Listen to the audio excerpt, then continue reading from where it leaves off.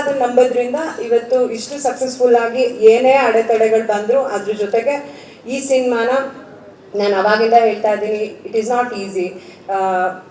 ನಾನು ರಿಷಬ್ಗೂ ಯಾವಾಗಲೂ ಹೇಳ್ತಿರ್ತೀನಿ, ಇಂಡಿಯಾದ ಮೋಸ್ಟ್ಲಿ ಯಾರು ಟ್ರೈ ಮಾಡಿರಲ್ಲ ಅನ್ಸುತ್ತೆ, ಅವರೇ ಕತೆ ಬರೆದು ಅವರೇ ಡೈರೆಕ್ಷನ್ ಮಾಡಿ ಅವರೇ ಆ್ಯಕ್ಟಿಂಗ್ ಮಾಡಿ ಈ ಥರದ್ದೊಂದು ದೊಡ್ಡ ಸಿನಿಮಾನ, ದೊಡ್ಡದು ಅಂದರೆ ನೀವೆಲ್ಲರೂ ಅದನ್ನು ಬಜೆಟಲ್ಲಿ ತೊಗೊಳ್ಬೋದು. ನಾಟ್ ಓನ್ಲಿ ಬಜೆಟ್ ಈ ಥರದ್ದೊಂದು ಗ್ರ್ಯಾಂಡ್ಯೂರ್, ಈ ಥರದ್ದೊಂದು ಕ್ರಾಫ್ಟ್, ಈ ಥರದ್ದೊಂದು ನಮ್ಮ ಮಣ್ಣಿನ ಕತೆನ ಆಮೇಲೆ ರಿಷಬ್ ಯಾವುದು ಸ್ಟುಡಿಯೋಲ್ಲಿ ಸೆಟ್ ಹಾಕ್ಬಿಟ್ಟು ಆ ಥರದ್ದಲ್ಲ, ಎಲ್ಲ ಲೈವ್ ಲೊಕೇಶನ್ಗಳು. ನೀವೆಲ್ಲರೂ ನಾವು ಶೂಟಿಂಗ್ ಮಾಡಿರೋ ಜಾಗಗಳನ್ನು ವಿಸಿಟ್ ಮಾಡಿದ್ರೆ ಐ ಥಿಂಕ್ ಕೆಲಸ ಎಕ್ಸ್ಪ್ಲೈನ್ ಮಾಡೋದು ಬೇಕಾಗಲ್ಲ ಅನ್ಸುತ್ತೆ. ಆ ಥರದ ಲೊಕೇಶನ್ಗಳಲ್ಲಿ ಕೆಲಸ ಮಾಡಿರೋಂಥದ್ದು, ಅದನ್ನ ಮಾಡಿ ಕೂಡ ಅಂದರೆ ಜನರಲ್ಲೇ ನೀವು ನೋಡ್ತೀರಾ ಅವತ್ತು ಲೈಕ್ ಏನೋ ಚಿಕ್ಕ ಪುಟ್ಟದ ಎಲ್ಲ ಸಿನಿಮಾ ಸೆಟ್ಗಳಲ್ಲೂ ಆಗುತ್ತೆ. ಅದು ಕಾಂತಾರ ಅಂದ ತಕ್ಷಣ ಮೋಸ್ಟ್ಲಿ ಸ್ವಲ್ಪ ದೊಡ್ಡದಾಗ್ತದೆ. ಬಟ್ ನಾನೇನು ಬಿಲೀವ್ ಮಾಡ್ತೀನಿ ಅಂದರೆ ನಮ್ಮ ಜೊತೆಗೆ ಒಂದು ಶಕ್ತಿ ಖಂಡಿತ ಕಾಯ್ತಾ ಇದೆ.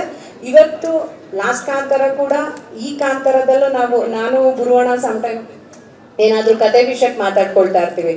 ಕೆಲವೊಂದು ಆ ಪ್ರೇರಣೆಯಿಂದಾನೆ ಒಂದಿಷ್ಟು ವಿಷಯಗಳು ಸೇರ್ಕೊಳತ್ತಾ, ಅದು ನಾವು ಹೀಗೇನೋ ಆಗಬೇಕು ಅಂದ್ಕೊಂಡಿರ್ತೀವಿ, ಅದು ಬೇರೆ ಥರದಲ್ಲೇನೋ ಆಗುತ್ತೆ. ಬಟ್ ಅದು ಪಾಸಿಟಿವ್ ಆಗೇ ಆಗಿರುತ್ತೆ, ಅದು ಸಿನಿಮಾಗೆ ಆ್ಯಡ್ ಮಾಡುತ್ತೆ.